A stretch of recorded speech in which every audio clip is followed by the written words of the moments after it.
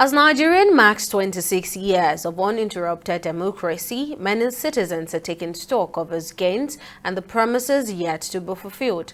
In Borno State, where the wound of insurgency remains fresh, residents say the promise of democracy, security, development and equal opportunities are still far from reality.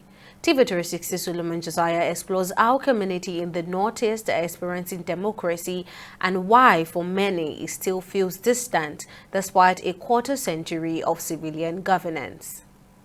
At the core of democracy is the promise of a better life for the people. But in Borno State, that promise feels broken for a large section of the population. Across rural and remote communities, residents are still denied the most basic democratic dividends: access to clean water, electricity, healthcare, good roads, and above all, security. Many residents remain stuck in internally displaced persons camps, unable to return to their ancestral homes due to persistent threats from insurgents. Security agencies continue to battle terrorism and other threats, but their efforts are often hampered by inadequate manpower, outdated equipment, and poor logistics. These operational gaps highlight how democratic institutions are still under-resourced, particularly in regions where they are needed the most. President Olusegun Obasanjo once stated that poverty is a state of lack. So lack can be in every different form. It's in the form of insecurity. One may not lack food to eat, one may not have a shelter, but it doesn't reflect when it comes to crime and criminality on its own. It is not an excuse for anybody to carry out any particular act to do. I can, by many other efforts by the state government and other non-governmental organizations, civil societies, can see that there are many opportunities that are being given out to people on the streets, where they are being given the insight knowledge to understand what skill acquisition can be able to assist them when they are being given a toolkit for them to start up something by its own self.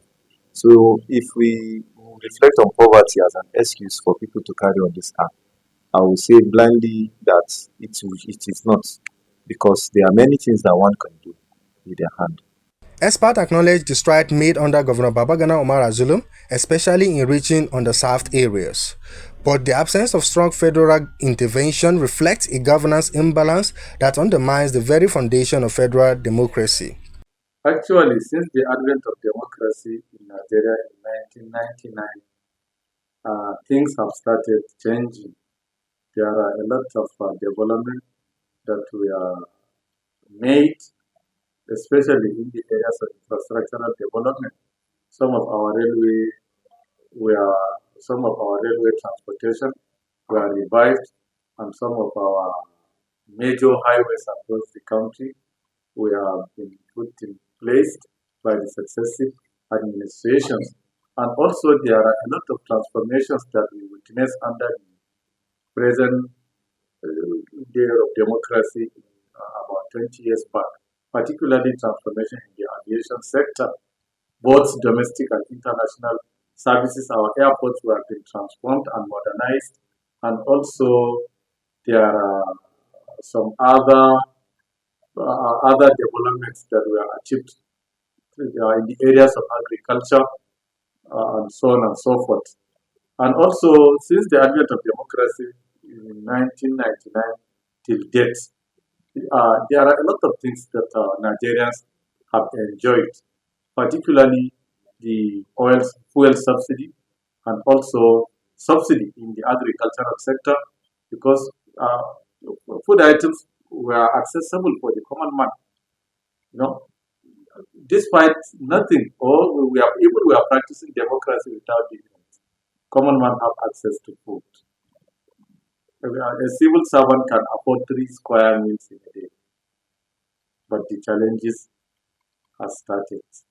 For the people of Borno State, democracy goes beyond the ballot. It should translate into inclusive governance, safety, opportunity, and justice. But without consistent federal presence and proactive engagement, these ideal risks becoming empty slogans.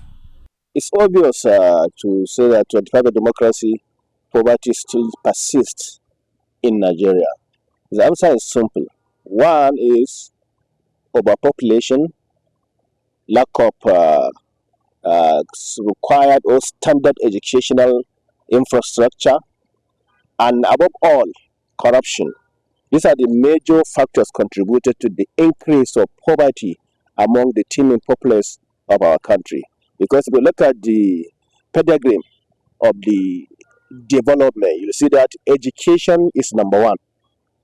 If you have a larger population of the way we have in Nigeria now, and 70% of the population are illiterate, at the end of the day, poverty will still become the major driver of this population, because number one parameter of development is education. We are now in the 21st century. We're talking about AI. We're talking about technological advancement in the developed countries. But here, we are still talking about religion. And when it comes to politics, we talk about regionalism, tribalism, and so on and so forth. So it means that we are yet to wake up to consider our situation and start thinking of developing our country. Despite decades of adversity, the spirit of resilience of the people of Borno State remains unbroken. However, residents are calling for a democracy that does more than provides ballots, one that ensures safety, equity, and opportunity for all, especially in Nigeria's most vulnerable and undeserved regions. Solomon Josiah, TV 360, Borno.